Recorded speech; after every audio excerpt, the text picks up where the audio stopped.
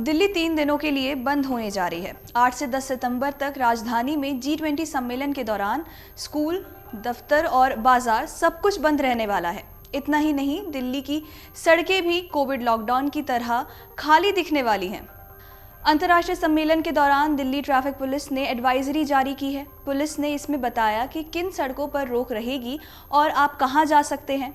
जिन सड़कों को आम वाहनों के लिए बंद रखा जाएगा, वहां किसे और किस शर्त पर चलने की अनुमति होगी, ये भी बताया गया है। ये भी साफ कर दिया गया है कि ज़रूरी सेवाओं पर कोई रोक नहीं होगी और मेडिकल इमरजेंसी वाले वाहनों पर पूरी दिल्ली में किसी तरह की रोक नहीं होगी। सबसे अधिक प्रतिबंध नई दिल्ली जिले के लिए है, जहां प्रगति मैदान में G20 सम्मेलन होने जा रहा है। आइए अब आपको बताते हैं कि इस दौरान नियमों में क्या क्या बदलाव आया है। दूसरे राज्यों में गंतव्य वाले वाहनों को ईस्टर्न और वेस्टर्न पेरिफेरल एक्सप्रेसवे या अन्य वैकल्पिक रूट पर डाइवर्ट किया जाएगा।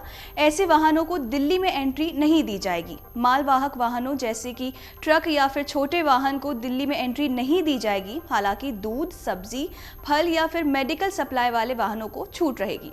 दूसरे राज्यों से आ रही बसों को भी दिल्ली में प्रवेश की अनुमति नहीं दी जाएगी। बता दें कि ऐसी सभी बसों को रिंग रोड पर ही रुकना होगा और इसके आगे जाने की परमिशन नहीं मिलेगी। दिल्ली में पहले से मौजूद बसें रिंग रोड और रिंग रोड से आगे दिल्ली की सीमाओं की ओर सड़क नेटवर्क पर चलेंगी।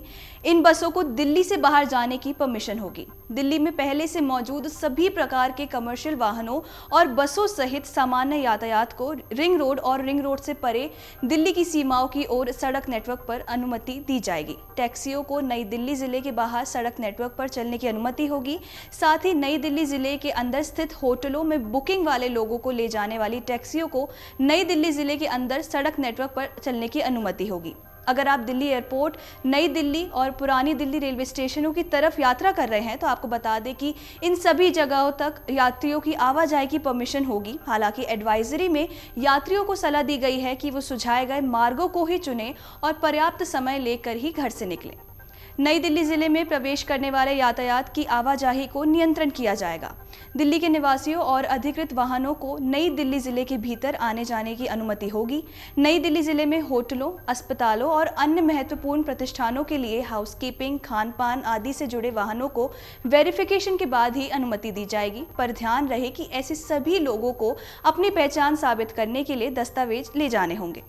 मालवाहक वाहनों को और बसों को छोड़कर सामान्य यातायात को रजौकरी बॉर्डर से दिल्ली में प्रवेश की अनुमति होगी। इसके अलावा इस यातायात को अनिवार्य रूप से NH-48 से राव तुलाराम मार्ग, ओलोफ पाल्मे मार्ग पर डाइवर्ट किया जाएगा। NH-48 पर धौलाकुआं की ओर किसी भी वाहन की आवाजाही की अनुमति नहीं होगी।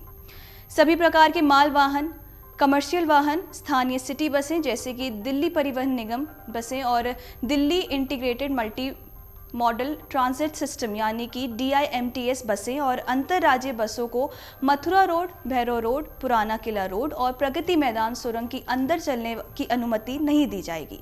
जानकारी के लिए आपको बता दें कि नई दिल्ली जिले के संपूर्ण क्षेत्र को 8 सितंबर की सुबह 5 बजे से 10 सितंबर की रात 12 बजे तक नियंत्रण क्षेत्र माना जाएगा। रिंग रोड के अंदर के पूरे क्षेत्र को विनियमित क्षेत्र यानी कि रेगुलेटेड जोन कहा जाएगा। इसका मतलब है कि केवल वहां के वास्तविक निवासियों, अधिकृत वाहनों, आपातकालीन वाहनों और हवाई अड्डे, पुरानी दिल्ली और नई दिल्ली रेलवे स्टेशनों की ओर जाने वाले यात्रियों के वाहनों को रिंग रोड से आगे नई दिल्ली जिले की ओर सड़क नेटवर्क पर चलने की अनुमति होगी। अमर उजाला अब आपके टीवी पर भी। अपने स्मार्ट टीवी पर YouTube पर सर्च करें अमर उजाला, चैनल सब्सक्राइब करें और देखें ताजा खबरें, वो भी HD क्वालिटी में। और हाँ, बेल आइकन दबाना ना भूलें ताकि हर खबर हो आपके घर। अमर उजाला, निष्पक्ष, निर्भीक, निरंतर।